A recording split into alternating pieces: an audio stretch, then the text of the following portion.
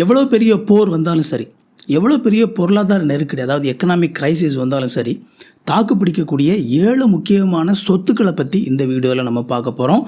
இந்த சொத்துக்கள் இருந்துச்சு அப்படின்னா நீங்கள் எந்த சூழ்நிலையிலுமே வருத்தப்பட வேண்டிய அவசியம் இல்லை. ஆனால் வீடியோக்குள்ளே போகிறதுக்கு முன்னாடி நான் இந்த வீடியோவில் பேசுகிற இந்த மாதிரியான நாலேஜ் நீங்கள் மிஸ் பண்ணக்கூடாதுன்னு சொல்லி நினச்சிங்க அப்படின்னா இந்த சேனலை சப்ஸ்கிரைப் பண்ணிக்கோங்க. நான் வாரத்துக்கு 1 or 2 டைம்ஸ் 2 வீடியோ 15 நிமிஷம் தான் போடுவேன். ஆனால் இந்த வீடியோஸில் நீங்கள் கற்றுக்கொள்ளக்கூடிய விஷயங்கள் உங்களுடைய வாழ்க்கையில் சரியான முடிவுகள் எடுக்கிறதுக்கு உங்களுக்கு உதவி செய்யும். வணக்கம் தமிழ் குடும்பம், நான் ஜஸ்வின் ஐத்தமிழ் அகாடமிக்கு உங்களை வரவேற்கிறேன். வாங்க வீடியோக்குள்ளே போகலாம்.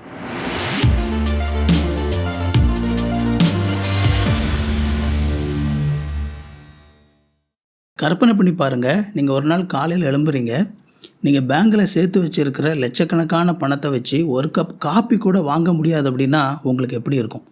கேட்குறதுக்கே பயமாக இருக்குல்ல. இந்த மாதிரி பல நாடுகளில் நடந்திருக்குது. பொருளாதார நெருக்கடி அப்படிங்கிறது ஒரு புயல் மாதிரி. அது எப்போ வரும்னு சொல்லி நமக்கு தெரியாதுங்க. ஆனால் அது வரும் பொழுது நம்ம பாதுகாப்பாக இருக்கிறதுக்கு எந்தெந்த அசட்ஸ் நாம் வச்சுருக்கணும், வரலாறு நமக்கு சொல்லி கொடுத்த பாடங்களை வச்சு 7 முக்கியமான அசட்ஸை நாம் ஒன்று ஒன்றா பார்க்க போகிறோம். முதலாவது farm land and life stocks, அதாவது விவசாய நிலம் மற்றும் கால்நடைகள். ஆச்சரியமாக இருக்குல்ல, நம்ம சாதாரணமாக நினைக்கிற ஒரு விஷயம் எவ்வளோ வேல்யூ இருக்குதுன்னு சொல்லி. அதாவது என்ன தான் போர் வந்தாலும், எவ்வளோ பெரிய எக்கனாமிக் கிரைசிஸ் நடந்தாலும் மக்கள் உயிர் வாழ்கிறதுக்கு ஒரு விஷயத்தை தொடர்ந்து செஞ்சுக்கிட்டே இருக்கணும். என்ன அப்படின்னா சாப்பாடு. அதனால தான் இதை ஆங்கிலத்தில் த பெட்ராக் ஆஃப் சஸ்டனன்ஸ் அப்படின்னு சொல்லி சொல்லுவாங்க. அதாவது வாழ்க்கைக்கான ஆதாரம், அடிப்படை. ஜிம்பாப்வேல கூட 2000 பொருளாதாரமே முழுசாக சரிஞ்சப்போ யார்கிட்டலாம் நிலம் இருந்துச்சோ அவங்க அவங்களுடைய அந்த விவசாய நிலத்தில் விவசாயம் செஞ்சு தங்களை காப்பாற்றிக்கிட்டாங்க. இன்னும் ஒரு அதிர்ச்சியான ஒரு தகவலை நான் உங்களுக்கு சொல்லட்டுமா? இது நீங்கள் எதிர்பார்த்துருக்கவே மாட்டீங்க. உலகத்திலேயே மிக அதிகமான ஃபார்ம் லேண்டை தனக்கு சொந்தமாக வச்சிருக்கிற நபர்களில் ஒரு முக்கியமான நபர் யார் தெரியுமா? மைக்ரோசாஃப்டுடைய ஓனர் பில் கேட்ஸ். ஒரு மிகப்பெரிய ஐடி கம்பெனியினுடைய ஓனர். அவருக்கும் விவசாயத்துக்கும் என்ன சம்பந்தம்னு சொல்லி நீங்கள் நினைக்கலாம். ஆனால் நீங்கள் ஏற்றுக்கிறீங்களோ ஏற்றுக்கலையோ, உலகம் முழுக்க பல இடங்களில் நேரடியாகவும் மறைமுகமாகவும் அவர் விவசாய நிலங்களை வாங்கி குவிக்கிறார். நீங்கள் நான் சொல்கிறத நம்பலை அப்படின்னா நெட்டில் செக் பண்ணி பாருங்கள், உங்களுக்கு தெரியும். கண்டிப்பாக உங்களுக்கு சொந்தமான ஒரு குறிப்பிட்ட அளவு ஒரு விவசாய நிலம் உங்களுக்கு இருக்கிறத உறுதிப்படுத்திக்கோங்க. ஒருவேளை உங்களுக்கு குடும்பத்திலேருந்து அந்த சொத்துக்கள் கடந்து வந்திருந்தது அப்படின்னா எல்லாத்தையும் விற்றுட்டு அதை வேற ஒரு சொத்தாக மாற்றணும் அப்படின்னு சொல்லி நினைக்காதீங்க. உங்கள் கையில் எப்போவுமே கொஞ்சம் விவசாய நிலம் இருக்கட்டும். ஏன்னா ஒன்றுமே இல்லாத ஒரு சூழ்நிலை வரும் பொழுது உங்கள் குடும்பமும் நீங்களும் சாப்பிடணும் அப்படின்னா அந்த விவசாய நிலம்தான் உங்களுக்கு உதவி செய்யும். 2வது ரியல் எஸ்டேட். இந்த இடத்துல நான் ரியல் எஸ்டேட் அப்படின்னு சொல்லி சொல்கிறது வெறுமனே வீட்டு மனையை மட்டும் இல்லை, வீடுகள் அல்லது அப்பார்ட்மெண்ட்ஸ். இது உங்ககிட்ட இருந்துச்சு அப்படின்னா மிகப்பெரிய டிப்ரெஷன்ஸ் வரும் பொழுது இது உங்களுக்கு மிகப்பெரிய ஒரு சொத்தாக மாறும். காரணம் என்ன அப்படின்னா இந்த மாதிரியான மிகப்பெரிய பொருளாதார நெருக்கடிகள், பொருளாதார சரிவு வரும் பொழுது விலையேற்றம் கண்ணாபின்னான்னு சொல்லியிருக்கும். அப்படி விலையேற்றம் வர்றதுல இருக்கக்கூடிய பிரச்சனை என்ன அப்படின்னா கட்டுமான பொருட்களுக்கான எல்லா விலையுமே ரொம்ப அதிகமாக உயர்ந்துடும். மக்கள்கிட்ட பணமே இருக்காது, வீடு கட்ட முடியாது, பொருள் வாங்க முடியாது. அந்தளவுக்கு இருக்கிற சூழ்நிலையில் உங்கள்கிட்ட ஏற்கனவே வீடு இருந்துச்சு அப்படின்னா, அப்பார்ட்மெண்ட் இருந்துச்சு அப்படின்னா அதனுடைய மதிப்பு உயர்ந்துடும். ஏன்னா நீங்கள் ஏற்கனவே பணம் போட்டு பொருட்களெல்லாம் வாங்கி அந்த வீட்டை கட்டி முடிச்சிட்டிங்க, அந்த அப்பார்ட்மெண்ட்டை கட்டி முடிச்சிட்டிங்க. அதுதான் அந்த சொத்தை ரொம்ப வேல்யூபிளானதாக மாற்றுது. ஒரு வீட்டு மனம் உங்களுக்கு இருந்தால் கூட ஒரு பொருளாதார சரிவு வரும்பொழுது ஏதோ ஒரு சூழ்நிலை இங்கே வாடகை வீட்டில் இருக்கிறீங்க, அந்த வீட்டு ஓனர் இன்னும் அதிகமான பணத்துக்கு ஆசைப்பட்டு வேற ஒருத்தர் உள்ள கூட்டிகிட்டு வந்தார் அப்படின்னா ஒரு மனம் இருந்துச்சுன்னா ஒரு குடிசையாவது கட்டி நீங்கள் அங்கே போய் வாழ்ந்துடலாம். 3வதா தங்கம். ஆமாங்க, தங்கம் அப்படிங்கிறது எல்லா சூழ்நிலையிலையும் மதிப்பு வாய்ந்ததாக தான் இருந்திருக்குது. நம்ம வரலாற்றை திரும்பி பார்ப்போம் அப்படின்னா தங்கம் அப்படிங்கிறது எப்போவுமே மதிப்பு இழந்ததே இல்லை. அதுக்கு காரணம் என்ன அப்படின்னா தங்கம் அப்படிங்கிறதுக்கு இன்ட்ரின்சிக் வேல்யூ அப்படின்னு சொல்லி சொல்லுவாங்க. அதாவது அது தன்னில் தானே மதிப்புடைய ஒரு பொருளாக இருக்குது.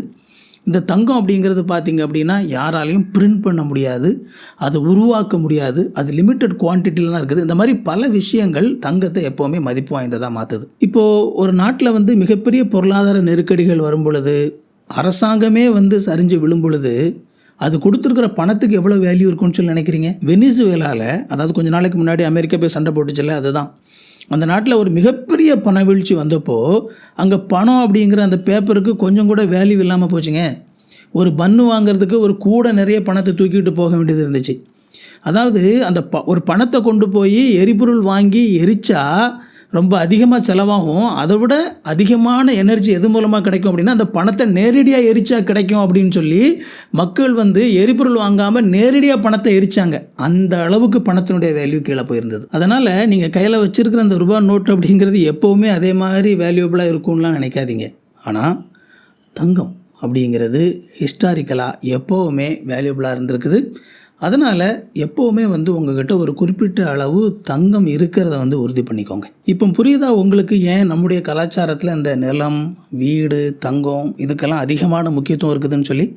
நம்முடைய முன்னோர்கள் வந்து ரொம்ப அறிவுள்ளவங்கங்க. அதனால் நம்முடைய கலாச்சாரத்துக்கு இது வந்து எப்போவுமே மதிப்பிழக்காது அப்படின்னு சொல்லி இதுக்கான முக்கியத்துவத்தை நம்மளுக்கு கற்றுக் கொடுத்துட்டு போயிருக்கிறாங்க. அதனால் அந்த நாலேஜை வந்து நம்ம பாதுகாத்துக்கொள்ளணும். இது வரைக்கும் இந்த வீடியோ நீங்கள் பார்த்துட்டிங்க அப்படின்னா இந்த வீடியோ உங்களுக்கு ரொம்ப பயனுள்ளதாக இருக்குதுன்னு சொல்லி அர்த்தம். அப்படின்னா என்னுடைய சேனல்லாம் போட போகிற எல்லா வீடியோஸும் கண்டிப்பாக உங்களுக்கு பயனுள்ளதாக தான் இருக்கும். இந்த வீடியோவை லைக் பண்ணிக்கோங்க, ஹைப் பண்ணி விடுங்க, சேனலை சப்ஸ்கிரைப் பண்ணிக்கோங்க. நம்ம கண்டினியூ பண்ணலாம். 4வதா டிஃபென்சிவ் ஸ்டாக்ஸ். எஸ், இப்போ கொஞ்சம் ஸ்டாக் மார்க்கெட்டுக்குள்ளே போகலாம். எப்போவுமே வந்து பொருளாதார சரிவுகள் இருக்கும் பொழுது இந்த டிஃபென்சிவ் ஸ்டாக்ஸ் அப்படின்னு சொல்லி சொல்லக்கூடிய இந்த நிறுவனங்கள் வந்து பார்த்திங்க அப்படின்னா தாக்கு பிடிப்பாங்க அல்லது மதிப்பில் கூட உயருவாங்க. அது என்னங்க இந்த டிஃபென்சிவ் ஸ்டாக்ஸ்? இந்த டிஃபென்சிவ் ஸ்டாக்ஸ் அப்படிங்கிறது என்ன தெரியுமா? மக்களுடைய அத்தியாவசிய தேவைக்கான பொருட்களை தயாரிக்கக்கூடிய நிறுவனங்கள். இப்போ ஒரு மோசமான பொருளாதார சரிவு வந்துருச்சுங்க, ரொம்ப கடினமான சூழல். அந்த நேரத்தில் போய் நீங்கள் வந்து ஒரு பைக் வாங்க மாட்டீங்க, ஒரு கார் வாங்க மாட்டீங்க. ஆனால் கண்டிப்பாக பேஸ்ட்டு வாங்க தானே செய்வோம், சோப்பு கண்டிப்பாக வாங்க தானே செய்வோம், எண்ணெய் கண்டிப்பாக வாங்க தானே செய்வோம். இந்த மாதிரி ஒவ்வொரு நாளும் மக்கள் பயன்படுத்தக்கூடிய இந்த அத்தியாவசிய தேவையை தயாரிக்கக்கூடிய நிறுவனங்கள், அதே மாதிரி மாத்திரை மருந்துகளை தயாரிக்கக்கூடிய நிறுவனங்கள், இது எல்லாமே வந்து டிஃபென்சிவ் ஸ்டாக்ஸ் அப்படின்னு சொல்லி அழைக்கப்படுது. ஏன் வந்து இது டிஃபென்சிவ் ஸ்டாக்ஸ் அப்படின்னா எந்த கடினமான காலகட்டத்திலையும் மக்கள் இதை கண்டிப்பாக வாங்கித்தான் ஆகுவாங்க. அப்படிங்கிறனால இந்த கம்பெனிகளுக்கு வந்து பார்த்திங்க அப்படின்னா ஒரு பயங்கரமான ஸ்ட்ரென்த் இருக்குது. ஸோ நீங்கள் வந்து ஸ்டாக் மார்க்கெட்டில் இன்வெஸ்ட் பண்ணக்கூடிய ஆட்களாக இருந்தீங்க அப்படின்னா உங்களுடைய இன்வெஸ்ட்மெண்ட்டில் ஒரு கணிசமான பகுதி வந்து இந்த டிஃபென்சிவ் ஸ்டாக்கில் இருக்கிறத உறுதி பண்ணிக்கோங்க. 5வதா US டாலர், அதாவது அமெரிக்க டாலர். அதாவது இது வந்து உங்களுக்கு பிடிக்கலாம் பிடிக்காமல் போகலாம். ஏன்னா அமெரிக்காவை நீங்கள் எப்படி பார்க்குறீங்க அப்படிங்கிற அடிப்படை சார்ந்தது. ஆனால் உங்களுக்கு பிடிக்குதோ பிடிக்கலையோ அமெரிக்க டாலர் அப்படிங்கிறது ஒரு ஸ்டேபிள் கரன்சி. இந்த இன்ஸ்டிடியூஷனல் இன்வெஸ்டர்ஸ் அப்படின்னு சொல்லி ஒரு குரூப் இருக்கிறாங்க. அதாவது வெளிநாட்டில் உள்ள மிகப்பெரிய முதலீட்டு நிறுவனங்கள், இந்தியாவில் இருக்கக்கூடிய மிகப்பெரிய முதலீட்டு நிறுவனங்கள், இவங்க எல்லாமே வந்து பார்த்திங்க அப்படின்னா ஒரு எக்கனாமிக் கிரைசிஸ் வருது, ஒரு பாதுகாப்பான இடத்துல வந்து நம்முடைய பணத்தை உடனே மூவ் பண்ணணும் அப்படின்னு சொல்லி நினைக்கும்போது பல நபர்கள் வந்து மூவ் பண்ணக்கூடிய ஒரு முக்கியமான ஒரு அசெட் எதுவாக இருக்கும் அப்படின்னா இந்த US டாலர் தான். இந்த US டாலருக்கு மூவ் பண்ணுவாங்க, கோல்டுக்கு மூவ் பண்ணுவாங்க, டிஃபென்சிவ் ஸ்டாக்ஸுக்கு மூவ் பண்ணுவாங்க. புரியுதுங்களா உங்களுக்கு? இதுக்குள்ளே தான் இம்மீடியட்டாக என்ன செய்வாங்க அப்படின்னா வருவாங்க. இப்போ இந்த 6வது 7வது மிக முக்கியமான அசெட்ஸுங்க. இதை பார்க்குறதுக்கு முன்னாடி இது வரைக்கும் நம்ம பேசின இந்த அசெட்ஸில் இருக்கக்கூடிய ஒரு மிகப்பெரிய ஒரு வீக்னஸை வந்து நம்ம பார்க்க போகிறோம். அது என்ன அப்படின்னா, நான் இது வரைக்கும் சொன்னேன்ல, இது எல்லாமே வந்து ஒருவேளை அரசாங்கம் ஒரே ஒரு சட்டத்தை போடுறதன் மூலமாக இந்த சொத்துக்கள் இது எல்லாத்தையுமே வேல்யூ இல்லாததாக ஆக்கிடலாம். உதாரணத்துக்கு உங்கள்கிட்ட வந்து ஒரு ஃபார்ம் லேண்ட் இருக்குது. அரசாங்கம் ஒரே சட்டத்தின் மூலமாக இந்த ஃபார்ம் லேண்ட் வந்து எந்த ஒரு தனி மனிதனுக்கும் சொந்தம் கிடையாது, இது எல்லாமே இந்த அரசாங்கத்துக்கு தான் சொந்தம் அப்படின்னு சொல்லி ஒரு சட்டம் போட்டாங்கன்னு வச்சுக்கோங்களேன், அவ்வளோதான். உங்கள்கிட்ட எவ்வளோ லேண்ட் இருந்தனாலும் ஒரு பிரயோஜனமும் கிடையாது. ஒரு பெரிய கிரைசிஸ் வருது, உங்கள்கிட்ட தங்கம் இருக்குது ஆனால் சாப்பிட்றதுக்கு பொருள் இல்லை அப்படின்னா நீங்கள் வந்து தங்கத்தை திங்க முடியாது. ஒரு நாடு பொருளாதாரத்தில் வேகமாக வீழ்ச்சி அடைஞ்சிட்டே இருக்குதுன்னா அவங்க செய்யக்கூடிய ஒரு விஷயம் என்ன தெரியுமா? இமீடியட்டாக வந்து மக்கள் தங்கள் நாட்டில் இருக்கிற பணத்தை வேறு நாட்டுக்கு கொண்டு போகிறத தடுப்பாங்க. அதாவது நீங்கள் உங்களுடைய பணத்தை இந்த மாதிரி கிரைசிஸ் நேரத்தில் வெளிநாட்டு இதில் வந்து நீங்கள் இன்வெஸ்ட் பண்ணவே முடியாது, அதை இமீடியட்டாக தடுத்துருவாங்க. ஸோ இந்த மாதிரியான பிரச்சனைகள் வந்து இதுக்கு முன்னாடி நான் சொன்ன சொத்துக்கள் இருக்குது. ஆனால் இப்போ நம்ம பேச போகிற இந்த 6வது சொத்து அது என்ன தெரியுமா? உங்களுடைய திறமை, ஸ்கில். இந்த அசெட் உங்ககிட்ட இருந்துச்சு அப்படின்னா இதை வந்து அரசாங்கம் உங்ககிட்ட இருந்து பிடுங்க முடியாது. இதை நான் கான்ஃபிஸ்கேட்டபிள் அசெட் அப்படின்னு சொல்லி சொல்லுவாங்க. இதை நம்முடைய கலாச்சாரத்தில் ஒருத்தர் வந்து ரொம்ப முன்னாடியே சொல்லியிருக்கிறார். அது யார் தெரியுமா? நம்ம ஐயன் திருவள்ளுவர். அதாவது கல்வி செல்வம் அப்படிங்கிறது ஒரு மனுஷங்கிட்ட இருந்து பிடுங்க முடியாதது அப்படிங்கிறத அவர் அப்போவே சொல்லியிருக்கிறாருங்க. பாருங்க நம்ம எவ்வளவு பெரிய ஒரு ஞான பரம்பரையை சேர்ந்தவங்க அப்படின்னு சொல்லி. ஸோ உங்களுக்கு வந்து ஒரு திறமை, உங்கள்கிட்ட நீங்கள் ஒரு விஷயத்தை கற்று வச்சுருந்தீங்க அப்படின்னா, உங்கள்கிட்ட வந்து ஒரு ஸ்பெஷல் ஸ்கில், ஒரு திறமை இருந்துச்சு அப்படின்னா, இது வந்து எந்த விதமான பொருளாதார நெருக்கடி வந்தாலும் சரிதான், அந்த திறமை வந்து உங்களை காப்பாற்றும். நான் அந்த இடத்துல திறமை அப்படின்னு சொல்லி சொன்ன உடனே ஏதோ ஒரு பெரிய விஷயம் அப்படின்னு சொல்லிலாம் நினச்சிடாதீங்க. சாதாரணமான விஷயங்கள், ஒரு ப்ளம்பிங், ஒரு எலக்ட்ரிஷியன் இல்லையா, ஒரு கொத்தனார், இந்த மாதிரியான திறமைகள், இது எல்லாமே திறமைகள் தான். யோசித்து பாருங்கள், ஒருத்தருக்கு வந்து ஒரு பயங்கரமாக ப்ரோக்ராமிங் பண்ணக்கூடிய பயங்கர நாலேஜ் இருக்குது, ஒரு பெரிய ஒரு திறமை தான். ஆனால் ரொம்ப மோசமான ஒரு எக்கனாமிக் கிரைசிஸ் வரும்பொழுது அந்த ப்ரோக்ராமிங்கை வச்சு ஒன்றும் பண்ண முடியாது. ஆனால் ப்ளம்பிங் தெரிஞ்ச ஒரு ஆள் அந்த திறமையை வச்சு தன்னுடைய குடும்பத்தை காப்பாற்றுவாருங்க. எலக்ட்ரிஷியன் அந்த திறமையை வச்சு தன்னுடைய குடும்பத்தை காப்பாற்றுவாருங்க. அதுவும் நீங்கள் புதுசாக பொருட்களை வாங்காமல் ஏற்கனவே ரிப்பேர் ஆகிட்ட பொருளை வந்து சின்ன சின்ன விஷயங்களை யூஸ் பண்ணி சரி பண்ணி நீங்கள் வந்து உங்களுடைய திறமையை பயன்படுத்தக்கூடிய ஒரு நபராக இருந்தீங்க அப்படின்னா, உண்மையிலேயே வந்து கடினமான சூழ்நிலைகளில் உங்களை மாதிரியான ஆட்களுக்கு மிகப்பெரிய ஒரு ஆப்பர்ச்சுனிட்டி இருக்கும். இப்போ நான் கடைசியாக 7வது சொல்ல போகிற சொத்து தான் ரொம்ப ரொம்ப முக்கியமான சொத்துங்க. இது வந்து நிதி சார்ந்த சொத்து கிடையாது, ஆனால் உணர்வுகள் சார்ந்த சொத்துங்க. எஸ், உறவுகள், ரிலேஷன்ஷிப்ஸ். 1992 1995 வரைக்கும் இந்த போஸ்னியா அப்படிங்கிற நாட்டில் ஒரு மிகப்பெரிய ஒரு போர் நடந்தது. அந்த நாட்டில் இருந்த சரஜேவோ அப்படிங்கிற ஒரு நகரம் கிட்டத்தட்ட இந்த 4 வருஷமும் மற்ற மக்கள்கிட்டருந்து துண்டிக்கப்பட்டுருச்சு. அதாவது வேறு யாரும் வெளியேருந்து உள்ளே போக முடியாது, உள்ளே இருக்கிற யாரும் வெளியே வர முடியாது. வெளியேருந்து கரண்ட்டு உள்ளே போகல, தண்ணி உள்ளே போகல, எந்த ஒரு பேப்பரோ போஸ்ட்டோ எதுவுமே கிடையாதுங்க. கம்ப்ளீட்டாக வந்து மற்ற மக்களுடைய தொடர்பே இல்லாமல் ஆயிடுச்சு. இப்படிப்பட்ட இந்த சூழ்நிலையில் தான் இந்த செல்கோ அப்படிங்கிற இந்த நபர் வாழ்ந்தார். இந்த 4 வருஷமும் அங்கே என்ன நடந்தது அப்படின்னு தெரியாதுல்ல. அது முடிஞ்சதுக்கப்புறமா அவர் அங்கே இருந்த சூழ்நிலையை வந்து அந்த அனுபவங்களை வந்து புத்தகமாக எழுதினார். அங்கே வந்து போர் ஆரம்பித்தப்போ நிறைய பேர்கிட்ட வந்து நிறைய பணம் இருந்ததுங்க, நிறைய தங்கம்லாம் இருந்துச்சு.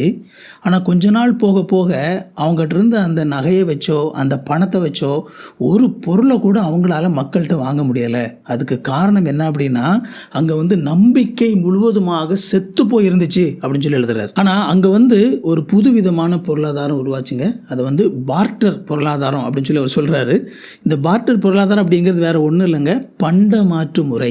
அதாவது தன்னிடம் இருக்கக்கூடிய ஒரு பொருளை வந்து மற்றவங்ககிட்ட கொடுத்துட்டு மற்றவங்ககிட்ட இருக்கக்கூடிய பொருளை வாங்கிக்கிறது. தாங்கிட்ட ஒரு பொருள் எக்ஸஸாக இருக்குது அப்படின்னா அதை இன்னொருத்தட்ட கொடுத்துட்டு அவர்கிட்ட தனக்கு தேவையான இருக்கிற பொருளை வாங்கி கொள்ளக்கூடிய அந்த முறை வந்து உள்ளுக்குள்ளே உருவாயிருச்சு அப்படின்னு சொல்லி சொன்னார். ஆனால் இதில் ரொம்ப முக்கியமானது என்ன அப்படின்னா, ஒருத்தட்ட பணம் இருக்குது அல்லது நகை இருக்குது அப்படிங்கிற காரணத்துக்காக யாருமே வந்து எந்த பொருளையுமே கொடுக்கலையாம். அதாவது உங்களை வந்து ஒருத்தர் நம்புனா மட்டும்தான் அங்கே வந்து உங்களுக்கு தேவையான பொருளை மற்றவங்க கொடுத்தாங்க அப்படின்னு சொல்லி சொல்கிறார். அந்த சூழ்நிலையில் யாரெல்லாம் பெரிய குடும்பமாக இருந்தாங்களோ, யாரெல்லாம் வந்து நல்ல உறவுகளையும் நட்புகளையும் மெயின்டைன் பண்ணி வச்சுருந்தாங்களோ, அவங்க எல்லாராலையும் அந்த சூழ்நிலையை சமாளித்து வாழ்கிறதுக்கான உதவிகள் கிடைச்சிது.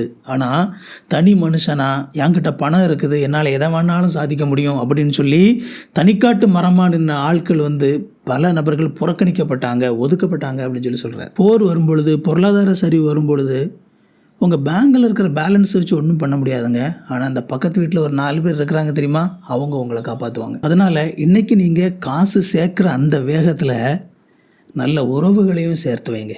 உங்களுடைய தெருவில் இருக்கிற நபர்கள் இடத்துல அன்பாருங்க, நல்ல உறவுகளை கட்டமைத்து வைங்க. ஏன்னா ஒரு நெருக்கடி காலம் வந்துச்சு அப்படின்னா உங்களுக்காக நிற்க போகிறது அவங்க தான். நிலம், தங்கம், பங்குகள் ஒரு குறிப்பிட்ட சூழல் வரைக்கும் உங்களுக்கு வந்து பாதுகாக்கும்.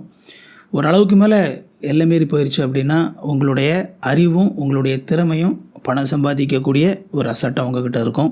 எல்லாவற்றிற்கும் மேலாக உங்களுடைய அன்பும் உங்களுடைய உறவுகளும் தான் அந்த சூழ்நிலையை கடந்து போகிறதுக்கான ஒரு உந்து சக்தியாக உங்கள் கூட இருக்கும். இன்றைக்கி நாம் பார்த்த இந்த 7 அசட்டில் எதில் நீங்கள் ரொம்ப ஸ்ட்ராங்காக இருக்கிறீங்க, எதை நீங்கள் வளர்த்துக்கணும்னு சொல்லி ஆசைப்படுறீங்க, கமெண்ட்டில் சொல்லுங்கள். இந்த வீடியோ உங்களுக்கு ரொம்ப பயனுள்ளதாக இருந்திருக்கும் அப்படின்னு சொல்லி நம்புகிறேன்.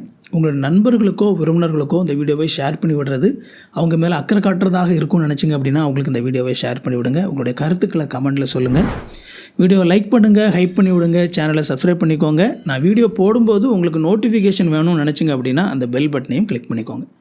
இன்னும் ஒரு சூப்பரான வீடியோவில் சந்திப்போம் friends. Thank you. God bless you.